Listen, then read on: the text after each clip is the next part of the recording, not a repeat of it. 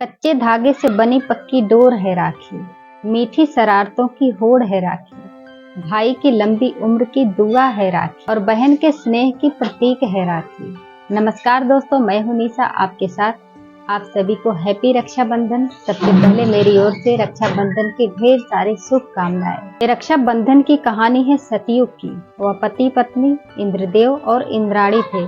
एक बार देवताओं में और असुरों में युद्ध छिड़ गया था और ये युद्ध 12 साल तक चलता रहा। लेकिन 12 साल तक चलने के बाद भी देवता असुरों से हार गए थे।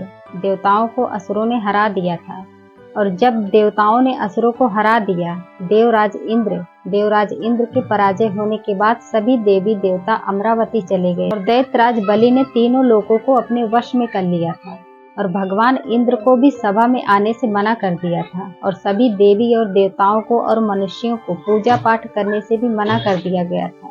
और जब पूजा पाठ सब कुछ बंद हो गया था, सब धार्मिक काम बंद हो गए थे, तो देवताओं का बल घटने लग गया और ये सब देखकर देवराज इंद्र अपने गुरु बृहस्पति के पास पहुंचे और बृहस्पति के पास जाकर के उनके चरणों में उन्होंने निवेदन किया। उन्होंने कहा कि हे गुरुवर, मुझे ऐसी परिस्थिति से बाहर निकालिए। मुझे अब कुछ नहीं समझ आ रहा है। मैं ऐसी परिस्थिति में अपना प्राण त्याग दूंगा। ना तो मुझ में उन असुरों से लड़ने की ताकत है, ना मैं उनसे लड़ सकता हूँ, ना ही मैं युद्ध से वापस आ सकता हूँ। तो मैं ऐसे में अपना प्राण त्यागना ही उचित समझता हूँ और ऐसी परिस्थिति में आप ही बाहर निकालने का कोई रास्ता बताइए। इसी बात पर गुरु बृहस्पति ने इंद्रदेव को रक्षा विधान का सलाह दिया और तब जाकर के सावन के पूर्णिमा के दिन रक्षा सूत्र इंद्राणी ने इंद्रदेव के दाहिनी कलाई पर बांधे थे। उन्होंने एक मंत्र बोलकर बांधा। मंत्र है, येन बद्धो बलि राजा दान बंद्रो महाबल तेन त्वमेवि बगनमी रक्षे माचल। इसी मंत्र को बोल करके इंद्राणी ने इंद्रदेव की दाहिनी कलाई पर रक्षा सूत्र बांधा था और रक्षा सूत्र बांधते समय इंद्राणी ने इंद्रदेव की युद्ध में विजय पाने के लिए और उनके सुरक्षित रहने के लिए भी प्रार्थना की थी। और इतना करने के बाद फिर जाकर के इंद्रदेव को युद्ध भूमि में भेजा गया और जब वो युद्ध भूमि में गए तो उनके रक्षा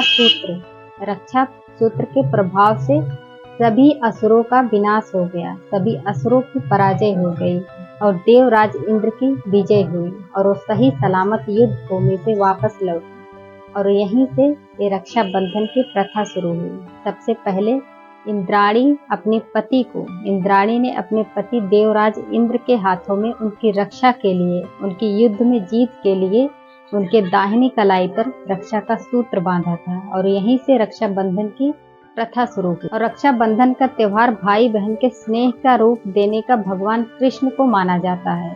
एक बार भगवान श्री कृष्ण के हाथों में चोट लग गई थी। उनके एक हाथ में चोट लग गई थी और ज्यादा खून बहने लग गया था और ये सब देख करके द्रौपदी ने तुरंत अपनी साड़ी का पल्लू फाड़ दिया। उन्होंने पल्लू फाड़ करके भगवान श्री कृष्ण का हाथ बांध दिया था और जब वो हाथ बांध रही थी तो भगवान श्री कृष्ण ने उन्हें वचन दिया था कि उनकी वो रक्षा करेंगे। जब भी उनकी मुसीबत आएगी उनके ऊपर तो हमेशा उनकी रक्षा के लिए खड़े रहेंगे।